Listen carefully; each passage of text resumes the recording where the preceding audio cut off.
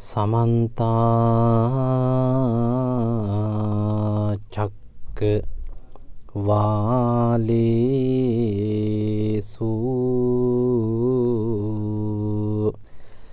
अत्रा गच्छन्तु देवता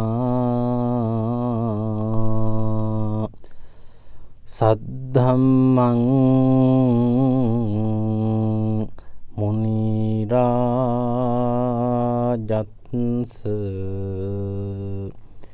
सुनन्तु सग्ग मोक्खदं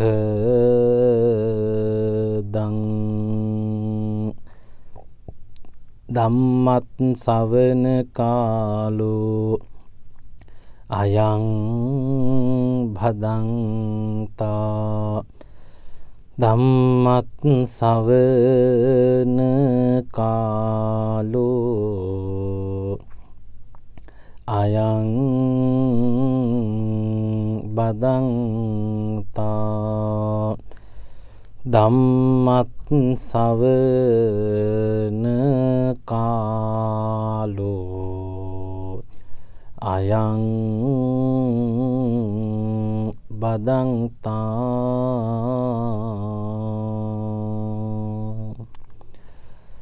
නතං කම්මං කතං සාදු යං කତ୍වා අනුතප්පති යස්ස අස්සු මුකෝරෝදං විපාකං පටිසේවති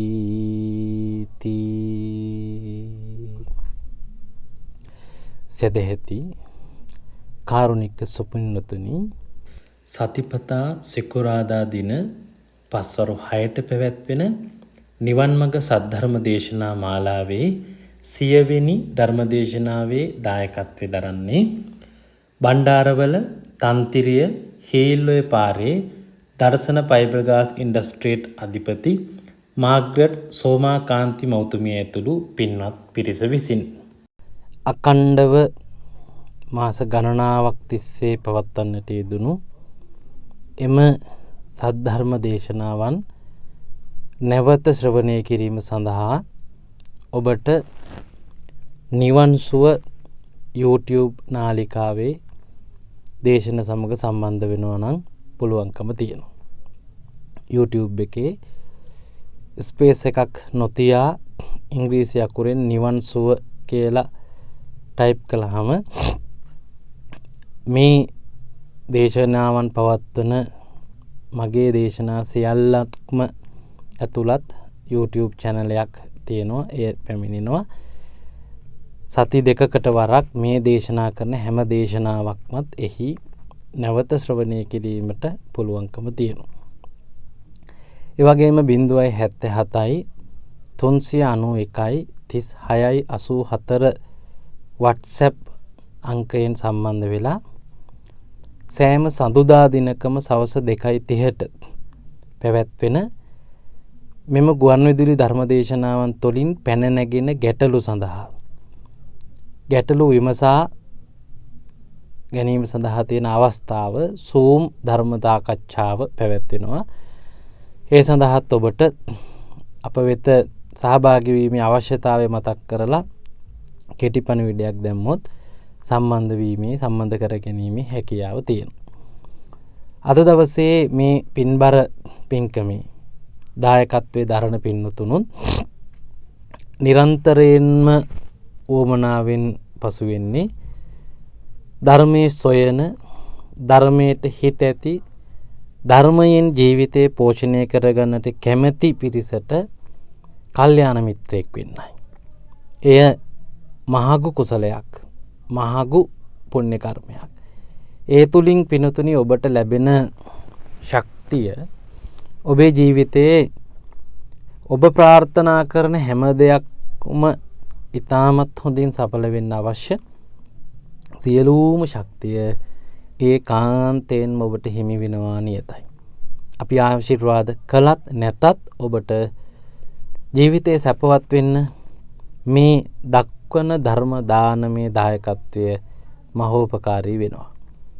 කොහොම වුණත් අපි මහා සංඝරත්නයේ හැටියට ඔබට ආශිර්වාදනවා. ඔබ ජීවිතේ අපේක්ෂා කරන ජීවිතයේ සියලු යහපත් සියලු පැතුමන් ඉෂ්ට සිද්ධ වීම සඳහා මේ පිනත් පාරමිතාවක්ම වේවා කියලා. පින්තුනි, අද ධර්මදේශනාවේදී මාතෘකා පාඨයේ හැටියට දේශනා කරන ලද ගාථාව තියෙන්නේ ධම්මපදයේ යමක වග්ගයේ. මෙහි තිබෙනවා නතං කම්මං කතං සාදු යංකත්වා අනුතප්පති යස්ස අස්සුමුකෝ රෝදං විපාකං පටිසේවති කියලා. මෙන්න මේ වගේ කර්ම නැවත කරන්නේ නැත්නම් හොඳයිලු. ඒවා නොකර ඉන්නවා නම් හොඳයිලු. මොන වගේ කර්මද? යමෙකුගේ මුහුණ කඳුළු වලින් පුරවන ක්‍රියාකාරකම්. ඔබේ හෝ වේවා, ඔබ නිසා තව කෙනෙකුගේ හෝ වේවා. යමෙකුගේ මුහුණ අස්සුමුකෝ රෝදං කඳුළු වලින් පිරෙන මුහුණක් බවට පත් වෙනවා නම් එවැනි ක්‍රියාකාරකම් ඔබ නොකළ යුතුයිලු. ඊළඟට යංකත්වා අනුතප්පති යමක් කරලා ඉවර වෙලා අපරාධ ඒක කළේ මට ඒක නොකර ඉන්නයි තිබුණේ, මොනවා කරන්නද මං අතින් එක උනානේ කියන තපණය වීම, පැහැවන පරාජිත විඳවන ගතිය, ඒ පිළිබඳ පසුතැවෙන ස්වරූපයක් මතුවෙන කරුණු තියෙනවා නම් එවැනි වචන ඔබ කියන්න එපා. එවැනි ක්‍රියාකාරකම් පින්නතුනි ඔබ කරන්න එපා. එවැනි සිතුවිලි පවා ඔබ හිතන්න එපා. මොකද ඒවා ඔබට විපාක හැටියට එන්නේ යලි කඳුළු පිරි මුහුණින් භුක්ති විඳින්න. ඒ විතරක් නෙමෙයි, ඒවා හරි භයානකයි. ඔබට ඒවා දරුණු වදහිංසනයට ලක්වීම සඳහා හේතු බහූත වෙනවා. ඒ වගේම මේ ගාථාවේ දෙවෙනි ගාථාවේ තියෙනවා තංච කම්මං කතං සාදු යංකත්වා නානුතප්පති යස්ස පතීතෝ සුමනෝ විපාකං පටිසේවති කියලා. ඒකේ තේරුම තමයි මෙන්න මේ වගේ කර්ම ඔබ නැවත කරන එක හොඳයිලු. කතං සාදු කරන එක හරිම හොඳයිලු. මොන වගේ කර්මද? යමෙකුගේ සිත සිනා මුසු මුහුණෙන් පුරවන කර්ම.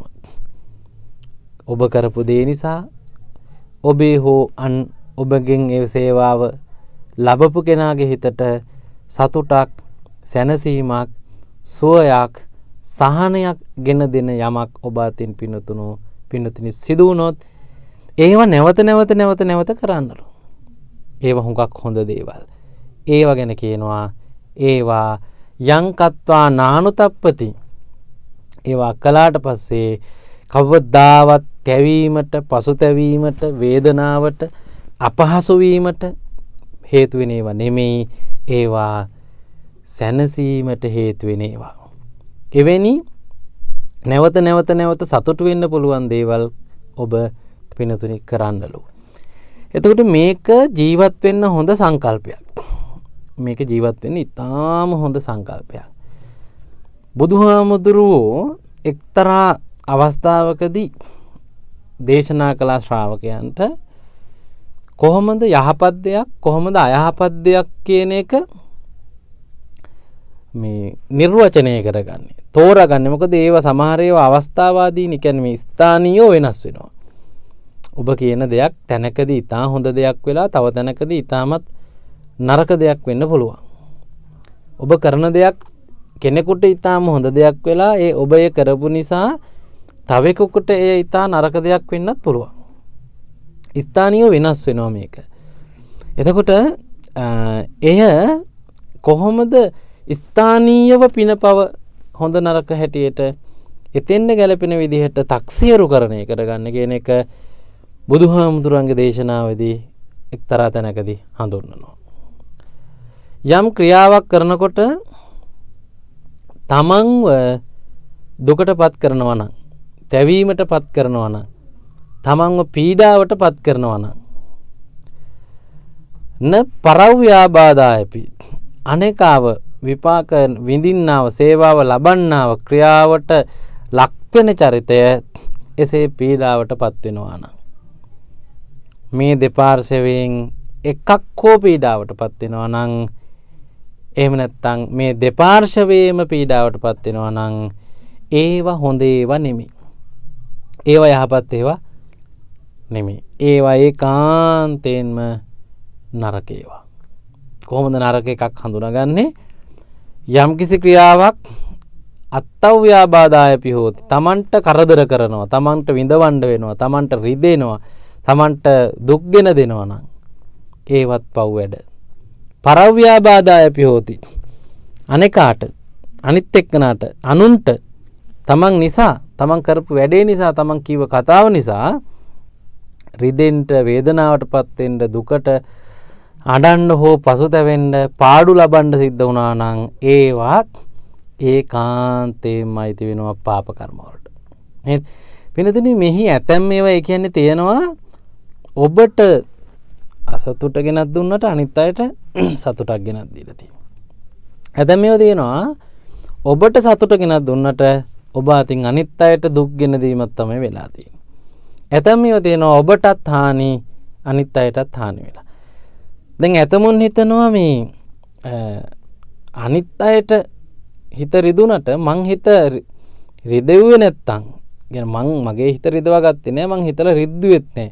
හැබැයි මං කරපු වැඩෙන් තමයි රිදිලා තියෙන්නේ කියලා මං දන්නවා. පින්නතුනි මේක ධර්මයට අනුව පවක්.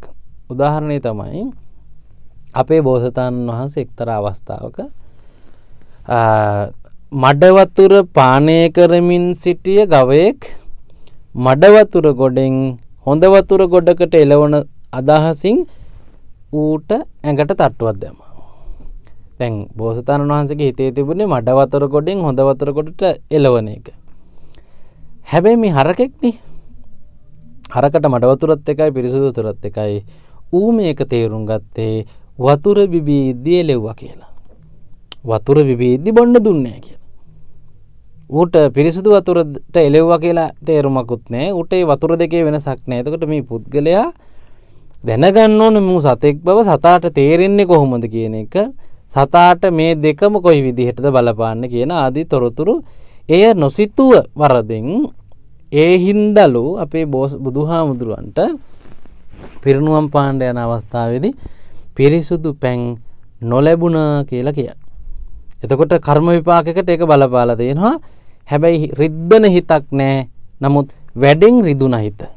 ඔය වගේ සමහර ඒවා ඔබ මට ඕන එක මං කරනවා කාටවත් මොනවා හිතුනම මොකද කියලා හරි දඩබ්බර තීරණ ගන්නවනේ. එහෙම තක්කඩිකම් එහෙම පඬිතකම් කර්මයත් එක්ක දාන්න බෑ. කර්මය වෙනම රටාවකට වැඩ කරන එකක්. ඒ කර්ම ශක්තිය පිළිබඳව ඉගැන්වීමේදී පින්නතුනි ඔබ ඒ නිසා මේ තුනම සලකන්න හැම වෙලාවෙම. මොකක්ද?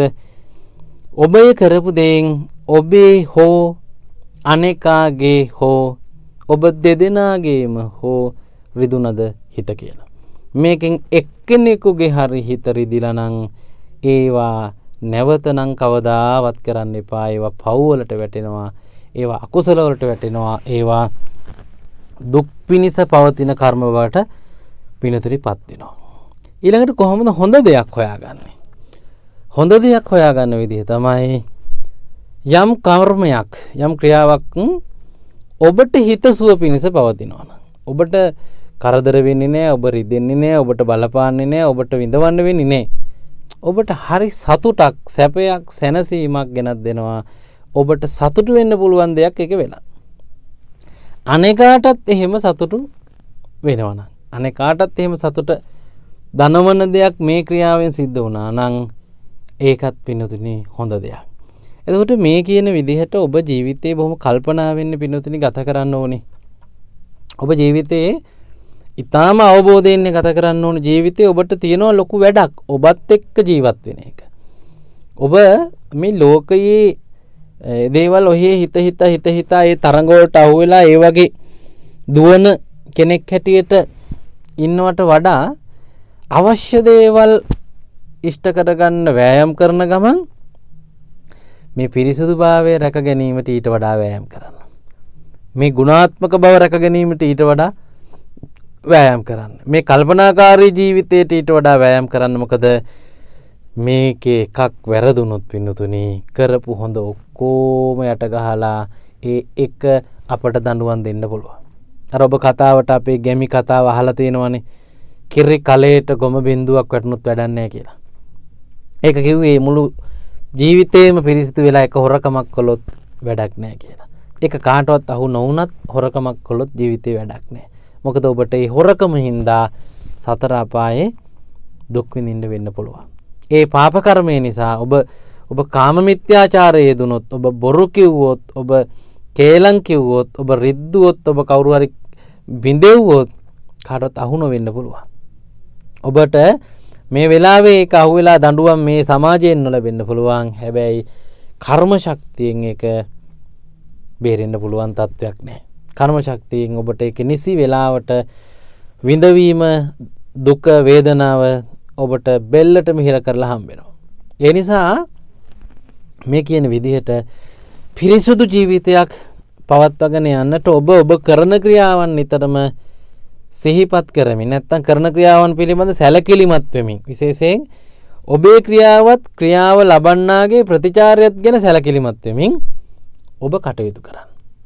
ඔබ කරන ක්‍රියාවත් ඔබේ ක්‍රියාවට ලක්වෙන පුද්ගලයා දක්වන ප්‍රතිචාරත් ගැන සැලකිල්ලෙන්, සමාජයේ හොඳ මිනිස්සුන්ගෙන්, සමාජයේ ඉන්න යහපත්, උගත්, බුද්ධිමත්, නැනවත් එහෙම අයගෙන් දෝෂාරෝපණ අහන්න වෙන දේවල් ඔබ කරන්න එපා. විඤ්ඤු ගරහිතා කියලා කියන්නේ පාප කර්ම.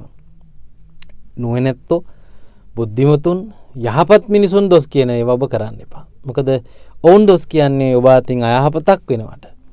ඔබ අතින් ලෝකයට, සමාජයට, ඔබේ අම්මා තාත්තට, ඔබේ රටට වෙන අයහපත ඊට වඩා දහස් ගුණයකින් ඔබට අයහපතක් ඇති කරනවා.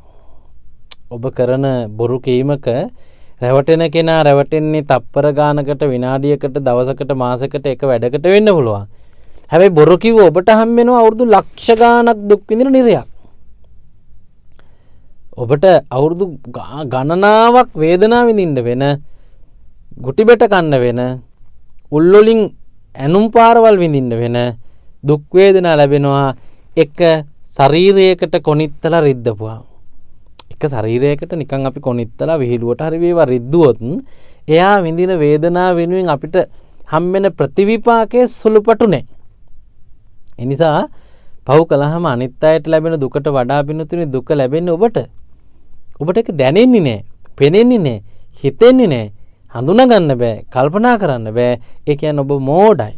මේ ඉගැන්වීම තුළ කියන්නේ මේ ධර්මය ගැන යම් අධ්‍යයනයක පසුවීමේ වැදගත්කම, කර්මය ගැන, හොඳ නරක ගැන, පින්පව් ගැන ඔබ බෞද්ධයෙක් හැටියට ඉගෙන ගන්න ඕන.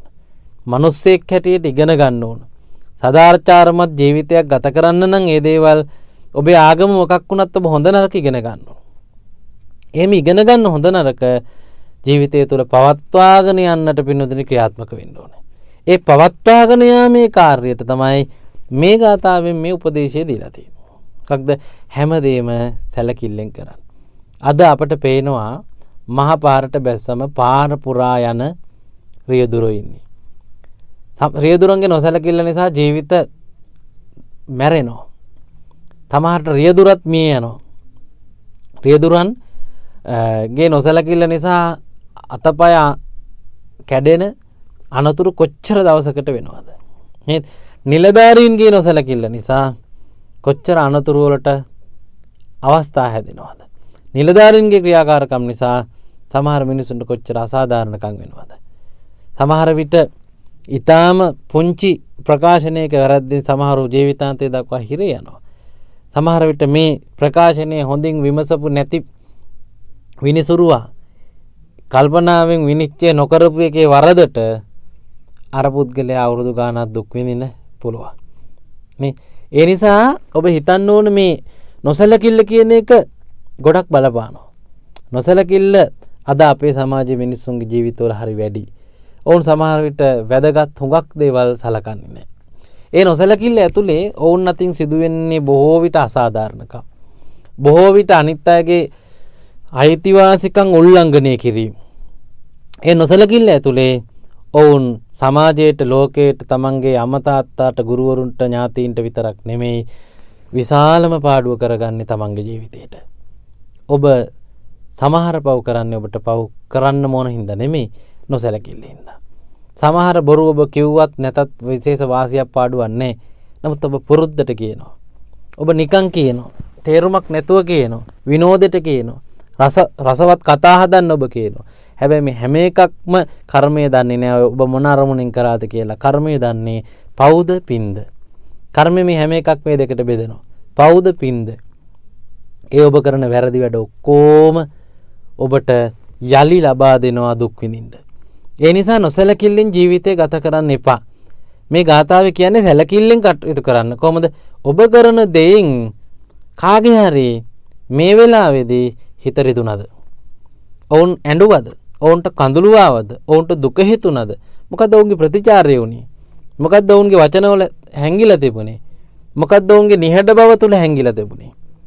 ඔබ ඒ ගැන විමසිලිමත් වුණොත් ඔබට යහපත් ජීවිතයක් යහපත් මිනිසෙක් වෙන්න පුළුවන්.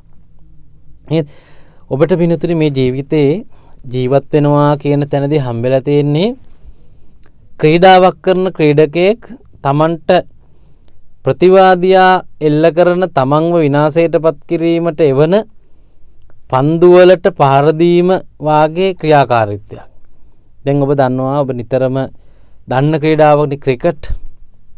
ක්‍රිකට් ක්‍රීඩාවේ එක්කෙනෙක් මැද තියලා 11 දෙනෙක් වටේට ඉඳලා මෙයාව අවුට් කරන්න මෙයාව දවාලන්න අවශ්‍ය විවිධ දේවල් කරනවා. අමාරු විට වේගෙන් බෝලේ එවලා හොයන්න බැරි තරම් ඉක්මනින් එවලා කෙලින් එවන්න නැතුව අමුතු විදිහට එවලා ඒවා දඟ කවලා එවලා දඟ කවන කෙනා දඟ කවන්න නැතුව වෙලාවකට එවලා උගුල්නේ අටවන්නේ. නේද? සමහර විට ටිකක් හොඳට ගහන්න පුළුවන් වගේ පෙනෙන්න ස්ලෝ බෝල් එකක් දැම්මොත් එහෙම උඩ පන්දුවක් යනවා. සමහර විට යා රුචි කරන පහරක් සඳහා පන්දුව යොමු කළොත් එහෙම ඒ පැත්තටම උඩ පන්දු රැක ගන්න අය වැඩිපුර දාලා පන්දු රකින්න අය මෙයා උගලට අහු වෙනවා. ඒ නිසා මුළු ක්‍රීඩා පිටියේ ඉන්න අනිත් ඔක්කොමලා මෙයාව අවුට් කරන්නනේ බලන්නේ. හැබැයි ක්‍රීඩකයා මොකද්ද හිතන්න ඕනේ? අවුට් නොවි පරිස්සම් වෙන්න. අවුට් නොවි දෙවියන් නැතුව පරිස්සම් වෙන්න තමයි එයා කල්පනාවෙන් ඉන්න ඕනේ. එතකොට ඒක නිකන් මහා මේ නොසලකිල්ලෙන් හිටියොත් කරන්න බෑ. ඒක ඉන්න ගමන් ගෙදෙට්ට ගෙනියන්න තියෙන බඩු ලයිස්තුව මතක් කරගන්න හැදුවොත් ඒ වෙලාවේ මේක හරියට කරන්න බෑ. ඊයේ වෙච්ච සිද්ධි, ඊයේ කරපු කියපු දේවල්, ගියතුමානේ කරපු දේවල්, ලබන අවුරුද්දේ කරන්න තියෙන දේවල් වගේ එහෙට මෙහෙට පැද්දෙන දේවල් හිතා හිටියොත් එහෙම මේ වෙලාවේ මෙයාට අර වේගෙන් පන්දුව දාන්න එන කෙනා මොන උපක්‍රමයේ පාවිච්චි කරලා ඔහුව දවා ගන්න උත්සාහ කරයිද කියන එක වහා වටහා ගන්න බෑනේ. එයා ඒ දේ කරන්න නම් පිනතුනි ඊටාම හොඳ සිහියෙන් ඉන්න ඕන. කොහොමද එන්නේ? කොහොමද පන්දුව අතහැරෙන්නේ? කොතනද පන්දුව වැටෙන්නේ? පන්දුව වැටුණට පස්සේ මොකද ඒකට උනේ? වේගෙන් එනවද? හිමීට එනවද? ඇදේට එනවද? කෙලින්ම එනවද? උඩට මතු වෙනවද? ඔක්කොම හොඳ හොදිසියෙන් ඉඳලා ඒකට කොයි වගේද කට්ටිය වටේට ඉන්නේ ඔක්කොම සැලකිලිමත් වෙලා තමයි පහර දෙන්න ඕනේ. මේ වගේ දෙයක් තමයි ඔබට ජීවිතේ හොඳට ගත කරන්නත් පින්වතුනි ඕනෑ කරන්නේ. මොකක්ද? ඔබටත් ආයතන 6කින් එනවා අරමුණු. ඇහෙන් එනවා, කනෙන් එනවා, නාසයෙන්, දිවෙන්, ශරීරයෙන්, මනසෙන් යම් යම් මතක් වීම හැටියට අරමුණු එනවා. මේ එකක්වත් එන්නේ නැහැ ඔබට යහපත් සිතුවිලි පහල කරන්න. මේ එකක්වත් එන්නේ නැහැ ඔබට පින් සිද්ධ වෙන දේවල් හිතවන්න. මේ එකක්වත් එන්නේ නැහැ ඔබට මහා වස්තු සම්භාරයක් උපයා ගන්න පුළුවන් වෙන විදිහේ කුසලයක් පිනක් සිද්ධ කිරීමේ කාර්යය සඳහා. මේ ඔක්කොම එන්නේ ලෝභයෙන්, ද්වේෂයෙන්, මෝහයෙන් ඔබව මුලාවටපත් කර ගැනීමෙන් ඔවුන්ට පෝෂණයක් ලැබීම සඳහා. ඔබව මුලාවටපත් වීම සඳහා තමයි එන්නේ කැත ඒවා. නිකන් හිතන්නකෝ සමාජේ තියෙන කැත ඒවා ලස්සන කරලා ගඳ ඒවා සුවඳ කරලා නේද ඔබ ළඟට එන්නේ. සෙන්ට් පවුඩර් දාලා ලිප්ස්ටික් කියුටස් ගාලා කොණ්ඩෙස් එක එක විදියට හදලා පිරිමිත් එහෙම මේ එක එක විදියට ඔබ ඉදිරියට එන්නේ බොහොම හොඳ ಗುಣ පෙන්නගෙන. එතකොට අපි මේකට අහු වෙලා රාගයෙන් මත් වෙලා සමහර විට වැරදි වැඩ කරලා පාප ක්‍රියාවල යෙරත වෙලා මේ මැත්තේ තව බොහෝ දේ කරන්නට හිත මත් වෙලා අහු වෙනවනේ. සමහර විට වෙලාවකට එන්නේ ද්වේෂය අවුස්සන විදිහට, වෙලාවකට එන්නේ ඉරිසියාව අවුස්සන විදිහට, වෙලාවකට එන්නේ මෝඩකමක් ඇවිස්සෙන විදිහට. මෙහෙම මතක තියාගන්න එක අරමුණක්වත් පින්නතුනේ එන්නේ නැහැ ඔබට නිවන් දකින්න උදව් කරන්න. මේ ලෝකෙ එහෙම සංවිධානය වෙලා නැහැ. ලෝකේ ඉන්න පුද්ගලයෝ තියෙන දේවල් සංවිධානය වෙලා තියෙන්නේ අපේ කර්ම ගැන හිතලා නෙමෙයි, වෙළඳාම ගැන හිතලා, මුදල් පරිහරණය ගැන හිතලා, ලාභ පාඩු ගැන හිතලා, වාසි අවාසි ගැන හිතලා තමයි මේවා සැලසුම් වෙලා තියෙන්නේ. මිනිස්සුන්ට වාසි වෙන්නේ, ලාභ වෙන්නේ මිනිස්සුන්ව රවට්ට ගන්න පුළුවන් වුණොත්. එහෙම රවට්ට ගැනීම කරගත්තොත්, බන්ධන ඇති කර ගැනීම කරගත්තොත්, givisungත් කිරීම කරගත්තොත් තමයි මේවා සපයන කට්ටියට ලාභ ප්‍රයෝජන වාසි තියෙන්නේ. ඒ නිසා වුන් හදන්නේ අපිව එහෙම එකකට අහු කරගන්න. වුන් එතනදී අපි හැඟීම් කියන අසරණ தત્ත්වය පාවිච්චි කරනවා. අපේ හැඟීම් කියන தત્ත්වය පාවිච්චි කරලා අපේ හැඟීම් ඇවිස්සමින් තමයි වුන්ට බිස්නස් එක හදාගන්නේ. වුන්ගේ බඩුව වෙළඳාම් කරගන්නේ. වුන්ගේ බඩුව අධික මිලට වෙළඳාම් කරන්නේ. ඒ නිසා මේ සමස්ත සමාජයේම සංවිධානය වෙලා තියෙන්නේ අපිව රවට්ටන්න බව සිහියෙන් ඉඳලා තේරුම් අරගෙන අපි අතින් පවක් කරන්න, අපි අතින් වරදක් කරන්න, අපි අතින් මොකක් කරේ මෝඩ වැඩක් කරන්න පොළඹවන්නම තමයි සංවිධානය වෙලා තියෙන්නේ කියන එක ගැන සිහියෙන් ජීවත් වීම තමයි පින්නතුනි ධර්මයේ කියන්නේ. දැන් මේක කිසිසේත්ම අවාසි නැහැ. පාඩු නැහැ, අලාභ නැහැ. ඔබට ඕන දේවල් කර හැකි. හැබැයි ඔබට පුළුවන් උගුල් වලට අහු නොවී ඉන්න. ඔබට පුළුවන් පාප ක්‍රියා සිදු නොවන අයුරින් ඒ කටයුතු සිදු කරන්න සම්බන්ධ වෙන්න. මොකක් කළොත්ද? සිහිනුවණින් ජීවත් වුණොත්. නේද? අවබෝධයත් ඊට වැදගත්, සිහි කල්පනාවත් ඊට වැදගත්. අවබෝධය නැත්තම් එතකොටත් වෙන්නේ රැවටෙන එකනේ. නේද? යම් දේවල් ගැන ඔබ දන්නේ නැහැ. සොයා බලලා නැහැ, පරීක්ෂා කරලා නැහැ, අධ්‍යයනය කරගන්න අවබෝධයක් නැහැ, තේරුමක් නැහැ. ඒ විෂය, ඒ කරුණ ඔබ කරන්න අලුතෙන් යනවා නම් ඔබ හදාරන්න ඕනනේ. එහෙම සැලකිල්ලක් නැහැ. ඔබ අන්නේ නොසැලකිල්ලත් එක්ක ඇති කරගත් මේ නොපුහුණුව, නොදැනුවත්කමත් ඔබට යම් වෙලාවක ඔබ අසරණ වෙන්න බලපාන, ඔබට පරාජය වෙන්න බලපාන, ඔබ අතින් කෙලෙස් ඇති වෙන්න බලපාන තත්වයක්. දෙවෙනි එක තමයි ඔබ සැලකිලිමත් නැහැ. ඔබට පුළුවන්, ඔබ දන්නවා, ඔබ හොඳ නොහොඳ දන්නවා. හැබැයි ඔබ සැලකිලිමත් නැහැ. මේ වෙලාවේ ආපු බෝලට හරියට අඳුනගෙන පහර දෙන්න. එහෙම අදක්ෂ ක්‍රීඩකයෝ හැමදාම බින්දුවට අවුට් වෙනවනේ. එහෙම සැලකිලිමත් වීම නැතුව තමන්ගේ වෙනත් දේවල් පිළිබඳ මාන්නෙන් හිටපුවාම ඒ දේවල් නිසා අර සැලකිලිමත් භාවය බිඳෙනවනේ. වගකීම ගන්නේ නැහැ. දැන් බින්දුවටම දිගට අවුට් වුණත් දිගටම මම ටීම් එකේ කියලා දන්න කෙනා හැමදාම තව හැදෙන්න දඟලනට වඩා තව වැටෙන්නනේ බලපාන්නේ. ඒ වගේ නොසැලකිල්ලක් ඇති වුණොත් ජීවිතේට ප්‍රශ්නයක්. ඒ නිසා අපි මෙතනදී ඔබට කියනවා ඔබ ජීවිතේ සිහියෙන් ගත කරන්න පුරුදු වෙන්න. හැම අරමුණක්ම පැමිණෙන්නේ අපිව උගුලකට හසු කර ගන්නමයි කියන අදහසින් ඔබට පුළුවන් නම් ඔබට එන අරමුණු දිහා බලන්න. ඔබට පුළුවන් තෝරගෙන අවශ්‍ය අරමුණ, අවශ්‍ය කටයුත්තට විතරක් යොදන්න. එතකොට ලෝකයට බෑ ඔබව රවට්ටන්න, ඔබ වන්දන්න, ඔබව රවට්ටලා ඔබෙන් අනවශ්‍ය ලාභයන්, අනවශ්‍ය දේවල් ඔබෙන් ලබන්න බෑ. ඔබ ළඟයි මේ සියලු තීරණ තියෙන්නේ. නේද? ධර්මයේ කියනවා සති සම්පජඤ්ඤය කියලා ඉගැන්වීමක්. ඒ සති සම්පජඤ්ඤය කියන්නේ මේ සිහියෙන් ජීවත් වීම කියන එක. නේද? ඔබට පුළුවන් නම් මේ කියන සිහිය ඔබේ ක්‍රියාකාරීත්වයන්, ඔබේ වචන, ඔබේ සිතුවිලි එක්ක සම්බන්ධ කරගෙන පවත්වන්න පිණතුනේ ඔබ නිර්මලයි. ඔබ කෙලෙස් වලින් තොරයි. ඔබට පිරිසුදු හිතක් ජනිත වෙනවා. ඔබට පුළුවන් ඒ තුලින් බොහෝමත්ම හොඳ ජීවිතයක් ගත කරන්න. ධර්මයේ උගන්වන ලොකුම කුසලයලු වීරිය කියලා කියන්නේ.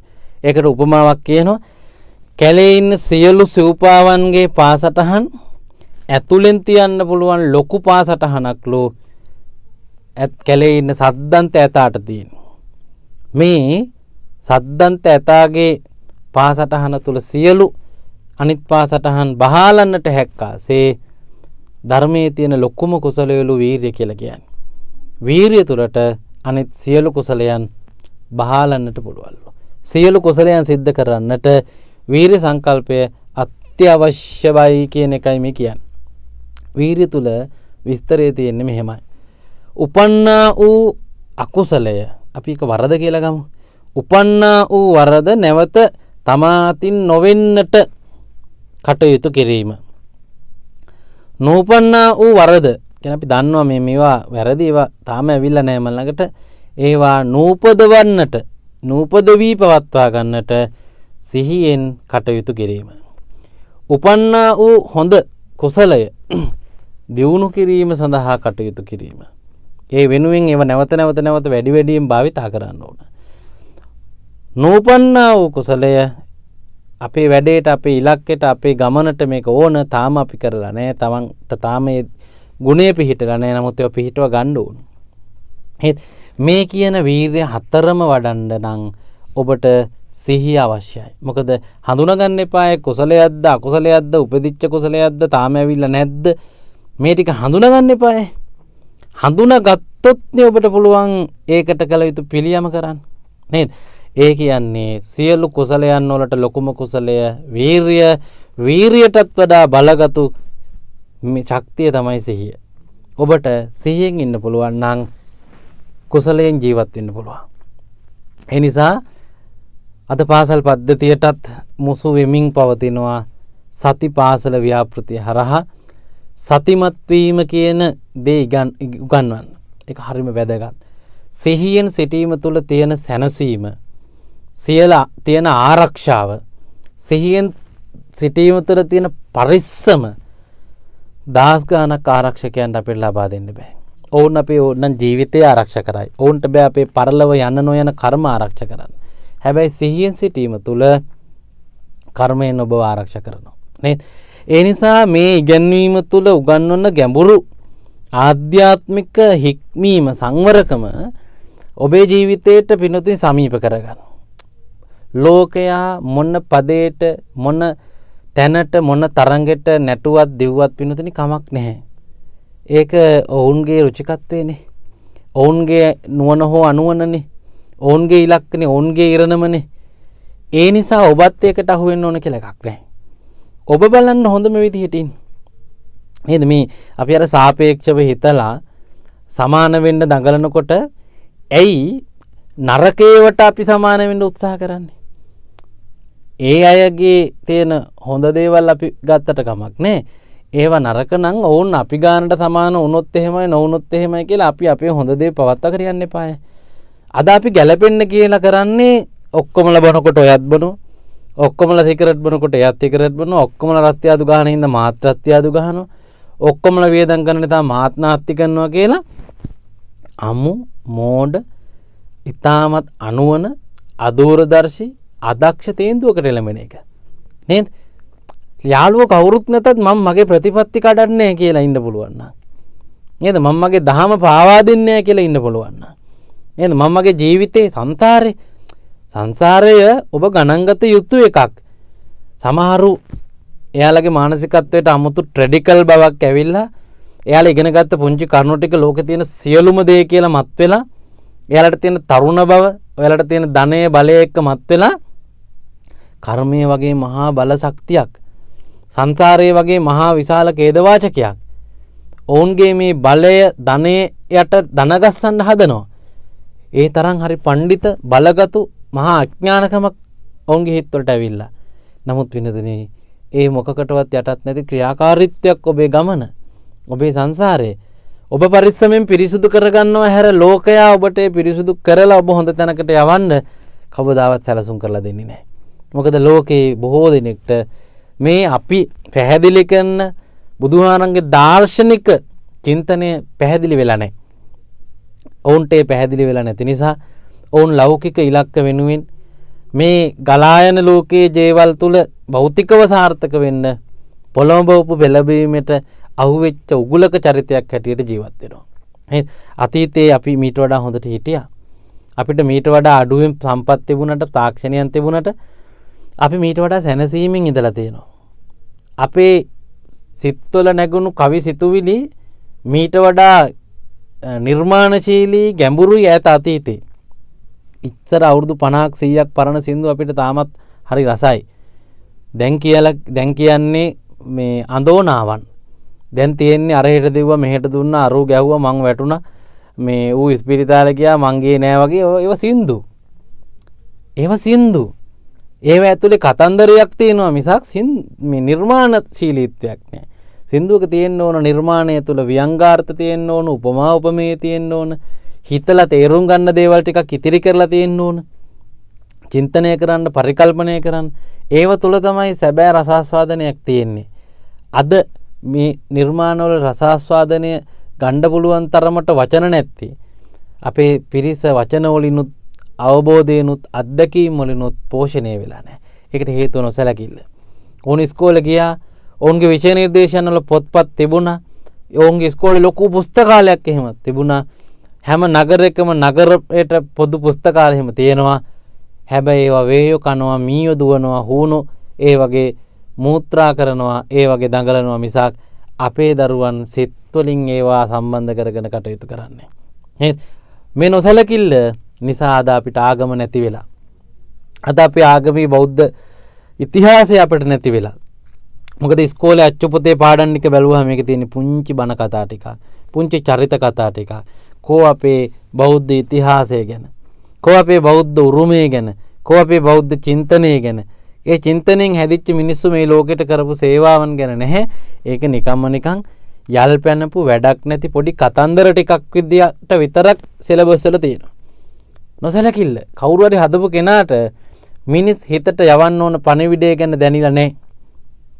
ඔවුන් සමහරට උගත් ඇති, බුද්ධිමත් ඇති, මහා ප්‍රාමාණික උගත් වෙන්නේ නැති මේ විශේෂ ශාස්ත්‍රේ. හැබැයි ඔවුන්ට ළමයාගේ හිතට සමාජයේ ඊළඟ පුරුක්වලට ඊළඟට සමාජය තුළ මතුවෙන ප්‍රශ්න විසඳීමට මේ වගේ යා යුතු පෝෂණයේ කොයි මට්ටමට ඒ අය වෙත සමීප විය යුතුද කියන අවබෝධය පින්නතුනි ලැබිලා නැහැ. ඒ නොලැබිච්චකම ඇතුලේ නිකන් විභාගයකට කරුණු ටිකක් ලියන්න විතරක් ආගම වාගේ විෂයක් අද අපි පාවිච්චි කරනවා.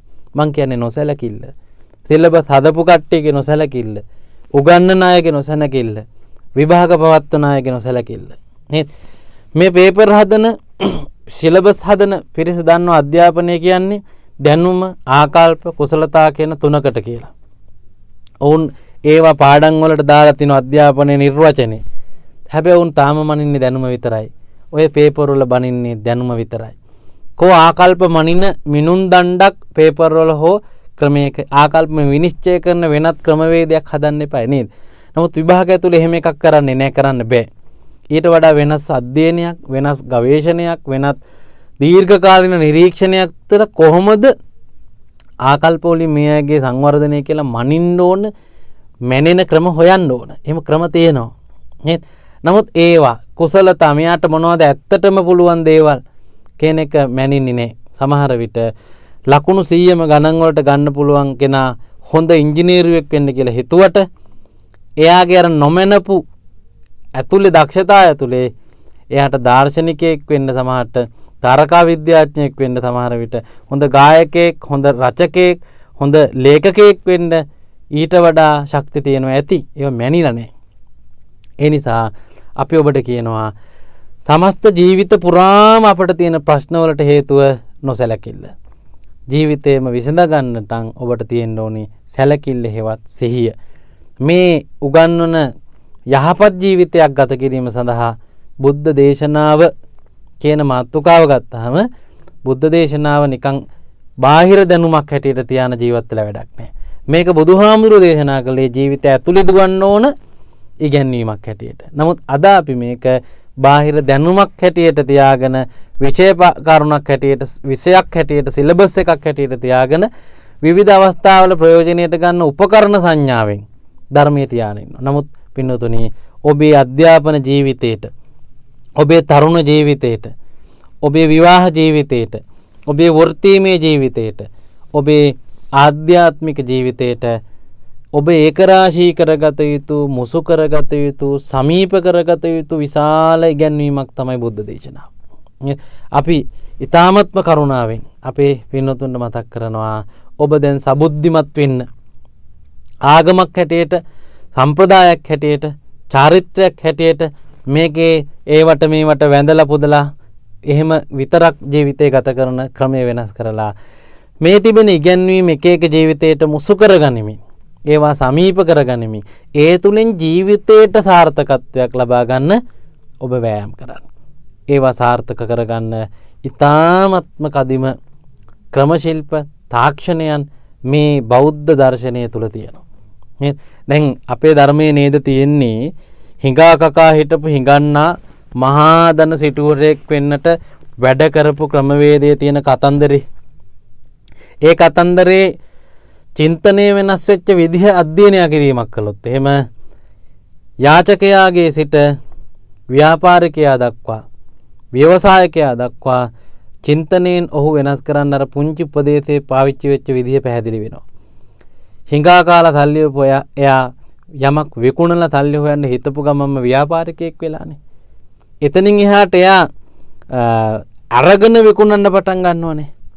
ඊට පස්සේ එයා තොග පිටින් අරගෙන ලාභ තියාන විකුණන්න පටන් ගන්නවනේ. මෙහෙම එයා මහ විශාල ධනවතෙක් වෙනවා. ඒ චින්තනය ඇතුලේ තිබිච්ච ප්‍රධාන නිර්ණායකය තමයි ධාර්මික බව. ඒ චින්තනය ඇතුලේ තිබිච්ච ප්‍රධානම දේවල් තමයි එයා ප්‍රතිපත්තිගරුක වීම. ඒව ඇතුලේ එයා කල්පනා කරලා, අධ්‍යයනය කරලා, හොයලා බලලා තමයි වැඩේ කරලා තියෙන්නේ. එයා බලනවා ජේතවනාරාමයට වැඩිපුරම මිනිස්සුන් එන්නේ. ඒ අයට වතුර හොඳයි. වතුර එයා විකුණා. ඒ අයට හකුරු හොඳයි. එයා හකුරු විකුණා. එයා යන්නේ බුදුහාරෝ බලන්න. එයා මල් අරන් යයි කියලා හිතලා එයා මල් ගෙනල්ලා පේන්න තියලා තිබුණා. කට්ටිය මිලදී ගත්තා. එතකොට මේ අවශ්‍යතාවයේ අධ්‍යයනය කරලා දැහැමි ලෙස ඒව සපයලා යම් මුදලක් උපයා ගැනීමනේ. ඕකේ කෙලවර ඊටාම කුඩා තැන පටන් ගන්න සිටුවරයෙක් වෙන්න තරම් පුළුවන් කියන පණිවිඩයම ඇති ඔබට ජීවිතයේ දැහැමිව ගත කරන්න. ඉන්දියාවේ ප්‍රසිද්ධම සිටුවරු ටික බෞද්ධ. ඒ කියන්නේ අපි ගත්තොත් එහෙම අනාථපිණ්ඩික සිටුවරයා, ඊළඟට විසාකා සිටු දේවිය, මහා ධන සිටුවරයා, ධනංජය සිටුවරයා, මෙහෙම අපිට හම්බෙන ඈත අතීතයේ හිටපු මහා ධන උගතුන් බලවතුන් කියලා ගන්න කට්ටිය. ඒ ඔක්කොම මේ දැනුමත් එක්ක පෝෂණය වෙච්ච, මේ චින්තනයත් එක්ක ජීවිතකාව ගත කරපු, සමබර ජීවිත ගත කරපු අය. විසාකාවට වෙනම දන්හලක් තිබුණා. විසාකා විහාරස්ථානයේ ගැටලු වලට මැදිහත් වුණා විසඳලා දෙන්න. උදව් උපකාර කරා. ඒ වෙනුවෙන් සේවාවන් තැපෙව්වා. අනාථපිණ්ඩික සිටුවරයා එහෙමයි. විශාල ආයතනයක් හදලා ඒකේ නඩත්තු එයා විසින් පවත්වාගෙන ගියා. එතකොට මේ අය සල්ලිත් හොයලා ඒවා මනවින් යොදවලා මේවා ඊටමත් හොඳින් සිද්ධ කරපු පුද්ගලයෝ. ධර්මයේ අපේ තේනව නේද අඟුලිමාල රහත් වෙච්ච කතාව. චුල්ලපන්තක මොනෝදයක් මතක හිටින්නේ නැති කෙනා චිත්ත බලයෙන් අගතැන්පත් වෙච්ච කතාවක්. මනෝමීර්දිලාවින් අතර අගතැන්පත් වෙලානේ යතින් නේද? මේ චරිත නිදර්ශනයට අරගෙන හිතුවොත් එහෙම පේනවා මේකේ තියෙන මනෝවිද්‍යාව හරි ප්‍රබලයිනේ කියලා. ඇයි? ඒකේ තියෙන මනෝවිද්‍යාවෙන්, ඒ තාක්ෂණයන්ගෙන්, ඒ ක්‍රමවේදයන්ගෙන් මිනිස්සු ඊ타මත්ම පරස්පර මට්ටම් වලින් වෙනස් වෙලා තියෙනවා. ඊ타ම දුප්පත් කෙනා ධනවත් වෙලා, ඊ타මත් ගොඩක් වැරදි කරපු අඟුලිමාල අම්බපාලි වගේ චරිත ඊ타ම නුවණැත්තෝ වෙලා, ඊ타ම ප්‍රඥාවතුන්, ඊ타ම සිල්වතුන් වෙලා මේ වගේ චරිත දහස් ගාණක් අපිට උදාහරණයට ගන්න පුළුවන්. ඒ නිසා අද එහෙම මොකුත් අපිට පේනවද? අද අපිට එහෙම වෙනස් වෙච්ච චරිත සමාජය ඇතුලේ පෙනෙනවද? එහෙම පෙනෙනකොට අපට පේන්නේ විශාල පිරිසක් ඒකට පහර දෙනවා. ඇයි අහවලා පන්සලට ගත්තේ? ඇයි අහවලා අර ඇඟේ පච්චකුත් තියාගෙන ඇයි එයා මහාන උනේ? ඇයි එයා මේ වගේ කරපු කෙනෙක් ඉස්සර ඇයි එයා පන්සලට අරගත්තේ? එයා කොහොමද පන්තලේ උපාසක මහත්තයෙක් උනේ කියලා මේකට ලබා දෙන ඊටාම නිර්දය විවේචනය තමයි සමහර විට අද අයහපත් අය යහපත් වෙන්න, යහපත් ධර්මයේ තියෙන තැනට සමීප නොවෙන්න බලපෑම් ඇති කරලා තියෙන්නේ. ඉතින් ඒ නිසා අපි අපේ සමාජයේ ඉන්න සියලු දෙනාට දැනුගත් පිරිසට විවිධ මට්ටමින් මේවට වගකිය යුතු සියලු චරිතවලට ඉතාමත්ම ආදරයෙන් මතක් කරනවා. ඔබ සැලකිලිමත් වුණොත් ඔබට මේ සමාජය ගොඩාක් වෙනස් කරන්න පුළුවන්. ඔබට තියෙන වගකීම, ඔබට තියෙන බලය, ඔබට තියෙන මුදල පාවිච්චි කරලා ඔබ සැලකිල්ලෙන් කටයුතු කරන්න පටන් ගත්තොත් ඔබට ඔබේ ආයතනය, ඔබේ ජීවිතය, ඔබේ සිත, ඔබේ සංසාරය, ඔබේ කර්ම ශක්තිය බොහෝමත් යහපත් පිරිසුදු මට්ටමින් පවත්වා ගන්න පුළුවන්. සැලකිලිමත් වෙන්න තියෙන්නේ බොහොම ටිකක් දේවල්නේ. අර මුලින් අපි කිව්ව ඔබ කරන කියන හිතන පතන දේවල් වලින් කාට හරි දුක හිතෙනවද?